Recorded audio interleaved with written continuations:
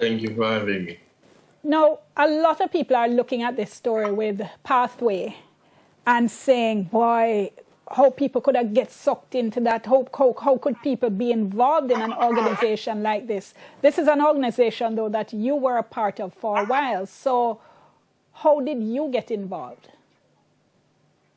All right, so all I basically got invited was, I left to work some time ago, back in 2012, and I had a female friend, and saw her on the lane. She said that she was heading to church, and she invited me, and that's basically how I ended up being there.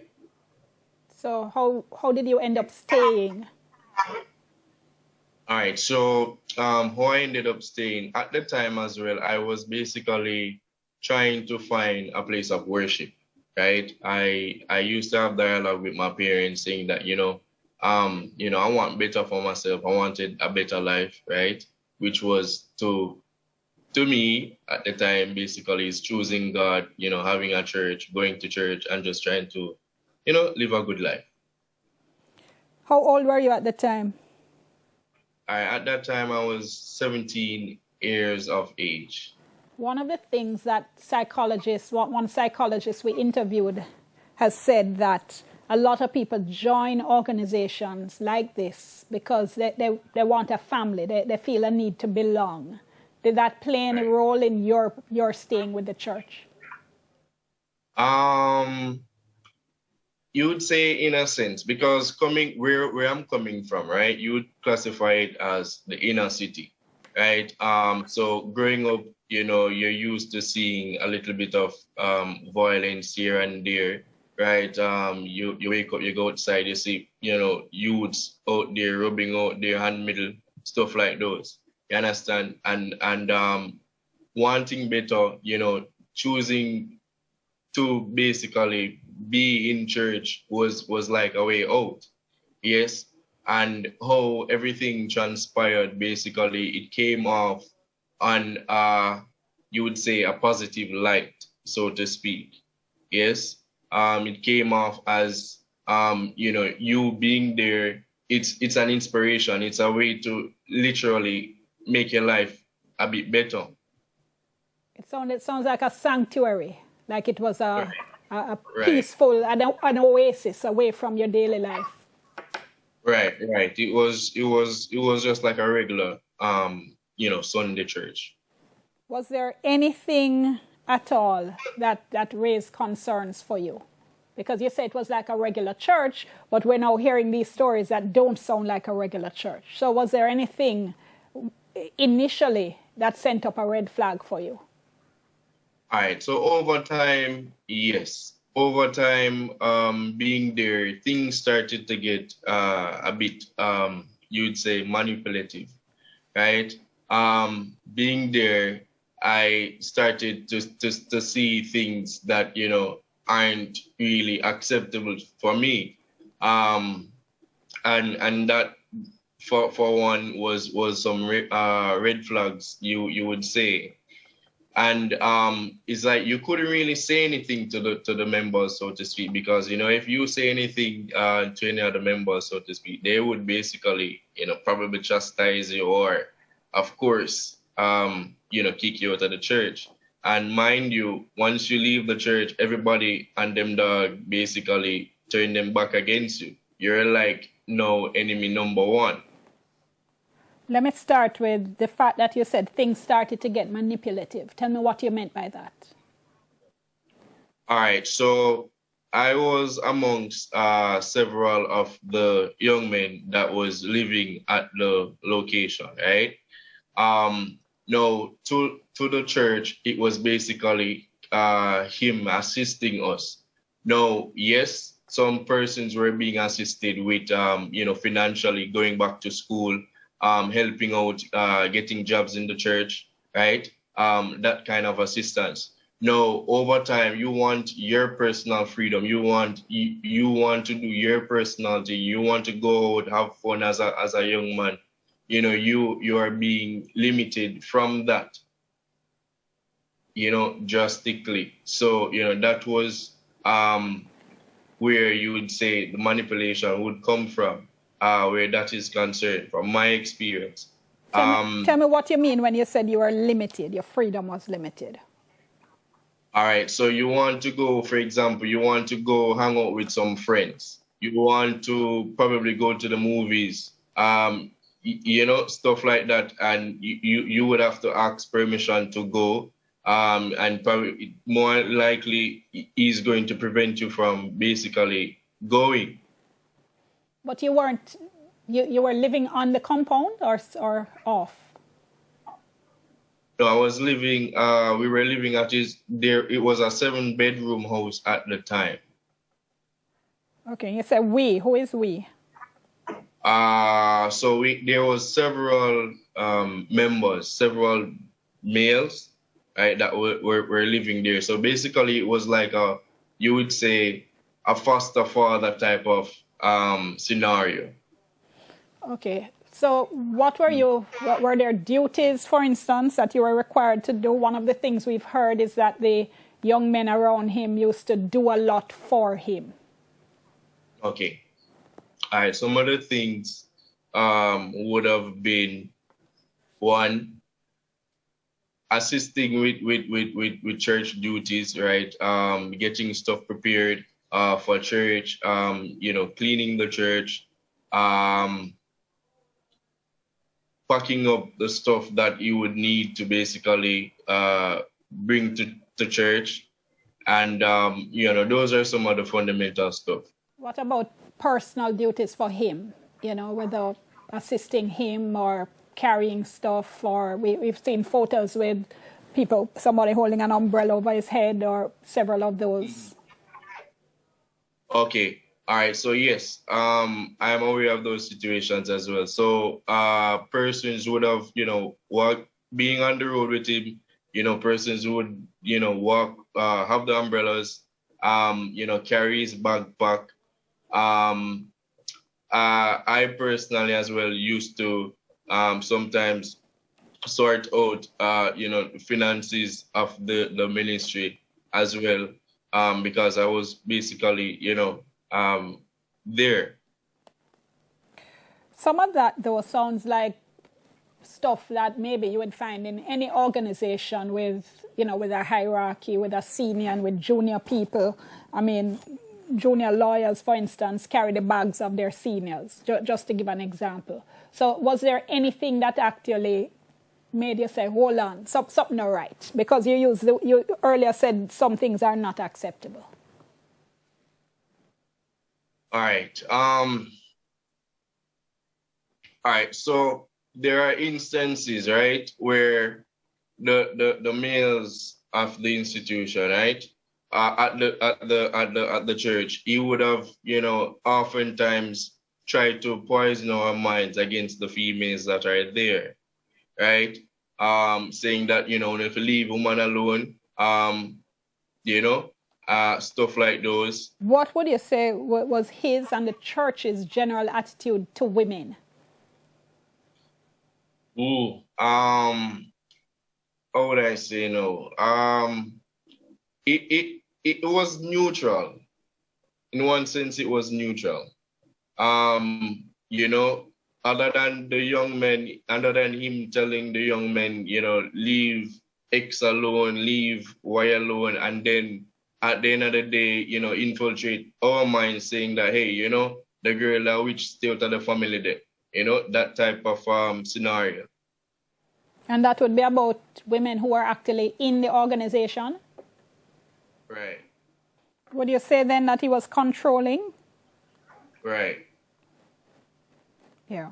All right, let me ask you to hold on. We're just going to take a break, do a little bit of business, and we'll come back. We're talking to a young man we're calling David. That's not his real name. He was a member of the church, the organization that's been in the news so much over the past few days, and we'll be back in just a moment. All right, now just before the break, David, you were saying you agreed when I asked you if you would describe it as describe the pastor as controlling, and you agreed with that adjective, that description. How else did that controlling manner play out? I'm sorry, could you repeat the question? What else did he do that you would describe as controlling? All right. So outside of that, as I was expressing, you were limited. You basically couldn't do the things that you want to do. Life was about just going to church, basically, right? You couldn't do anything. So if you work, probably the only thing that you can do is probably go work, come back home, and that's it, for us. You said you were 17. Were you working at the time or in school? I was working at the time. So what would be the arrangements with the money you earn, for instance? Do you get to keep it? Do you have to hand over some of it? How did that work? No. So primarily I was working at the church, right? I was offered a job there, and I was working at the church. So what was the salary arrangement? Did you get one? Yeah, the salary, I think at the time we were getting, a basic minimum wage, so to speak. All right, so it wasn't a whole heap of money? No. So generally, what was the arrangement for finances in the institution? We've heard that people would have to hand over a certain amount, or in other organizations, we've heard that people sign over property. What happened in this institution? All right. What I'm aware of is basically regular, well, they have like pretty much, depending on the nature of the service, you have like different offering service. So you basically start off with $100 seed. Then you have $1,000 seed. Then after that, you would have a regular church offering and tithes segment. Then after that, you would have when the pastor or whomever finish preaches, it's called making covenant with the word offering, where you just randomly, or if requested, you go up and throw another form of seed. Relatively. So in a night, or any given night, basically you would say it would have been like 4 different offering that was given in any given night. And with a lot of money coming from that? Pretty much. Wow, like how much, so? Rarely it would, on an average, at any given night, you can make over $150,000. Okay. And how many nights a week was service? It was on Wednesdays, Fridays, and Sundays, both morning and afternoon. 2 services for each of those days? On a Sunday. On a Sunday, okay. And on each service you would have 4 collections? Yeah, depending on the nature of the service. Okay, all right. So you said initially you were fine with it, but then later you said to feel uncomfortably, and you described the restrictions on your freedom. Was there anything else? How were people in the church treated? I've seen where people, right, their own birth parents, basically they turn their mind against their own birth parent. You can imagine that? So seeing things like those, and as well being told not to visit my family because I'm going to die, or this or that,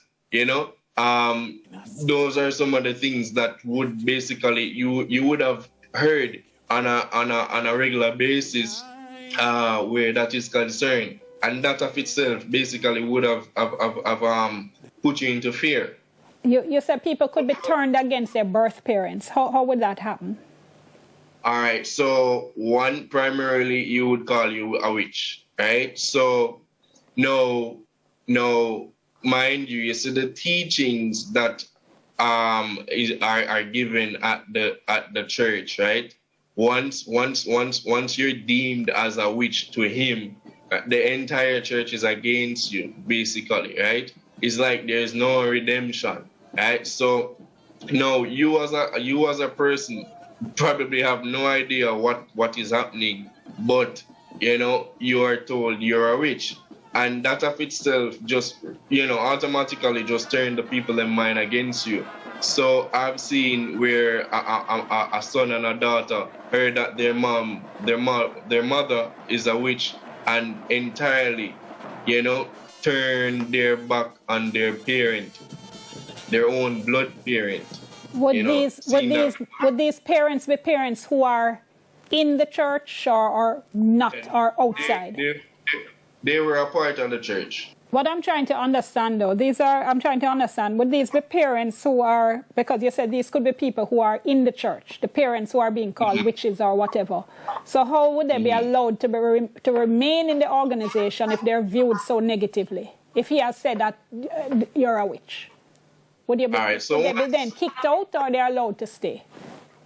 All right. So once you're ever deemed a witch in the ministry, you're out of that place. No, you said that you were being told not to visit your relatives because you would die. So when you first heard that, what was your reaction? All right. So when I first heard that, it's now coming from a spiritual perspective, right? Spiritual perspective meaning, no, on average, at that ministry, the nature of the ministry is way different than any other ministry that I've ever witnessed and seen. So you have deliverance services, and deliverance services happen probably every other night or every night at the church. Now, mind you, the deliverance service, have you ever witnessed where, you know, somebody was possessed or has been possessed with an evil spirit, and the entire church has to be there trying to, you know, cast the evil spirit out of a person? No, in that ministry, it's just as though I'm sitting here on a chair. That's how simple it is for him. So you being at the church and hearing, you know, evil spirit coming out of people saying that, hey, I want to John Brown this, I want to John Brown that. If John Brown ever make a mistake and go around there, so you understand? He would be hurt, you know, that type of thing. So it would then now come off as if you're not at the ministry, if you're not under his covering, you know, you are a recipe for disaster then. All right, so the idea would be, if I understand you correctly, that you were essentially being told and believed that if you went to visit your relatives and people not in the church, that you would end up being possessed by evil spirits? No, not necessarily being possessed, but, you know, persons would have tried to hurt me, okay, relatively. Mm-hmm. Okay, so did your relatives then express any concern? Did they say, boy, David, me not like that, something away in and you need to come out? Was there anything like that? No, not necessarily. Why? Because as I mentioned, I was from the inner city, right? So I basically had some form of inner city behavior in a sense, right? Not fully, but, you know, from a perspective. And being in the church or being in the ministry at the time, I became self-aware, you would say, okay, right? So my languaging started to change. Okay. You know, how I carry myself starting to change. You know, starting to read books and so forth. So, you know, looking at you, you look like you were improving yourself. Right. Okay. Exactly. Okay. So now tell us what led to your having to leave now. How did that come about? All right. So, me leaving, and for me, I left several occasions, right? I left several occasions. One was because of the family thing, just the same. If I visit my family, I would normally probably just keep it on the down low. Yes, until if he probably asked me, I would say. Secondly, it was due to as well, I was pursuing someone at the church, right? I was pursuing a young lady at the church, and he was against it. And for whatever reason, I don't know, you understand? But I didn't want to listen, right? So I was just, being patient, doing what a male would have done to basically court a young lady, so to speak. And What else? Yeah,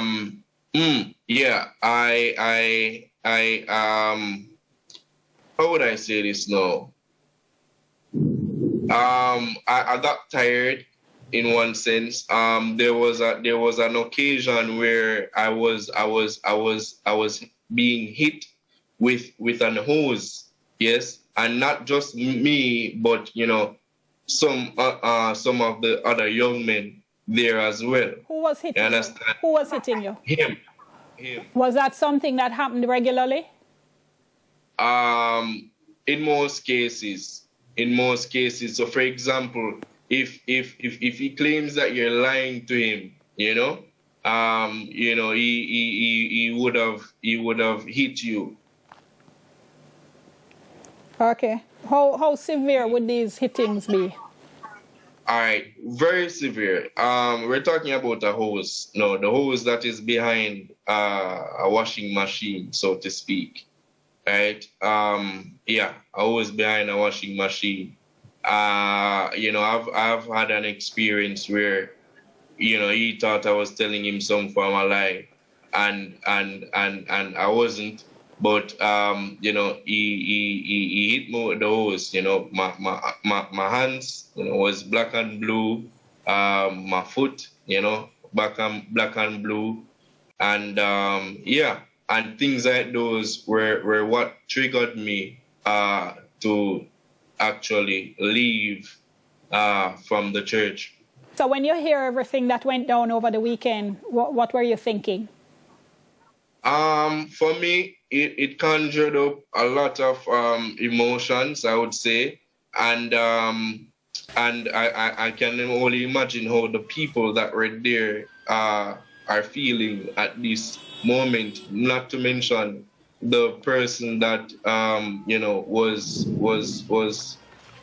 was murdered and their family. It conjured up a lot of emotions, emotions that I never really get to deal with properly because, as I said, all those experiences and couldn't basically talk to anybody about it because once you say anything to any other members at the church against him, you're public enemy number one.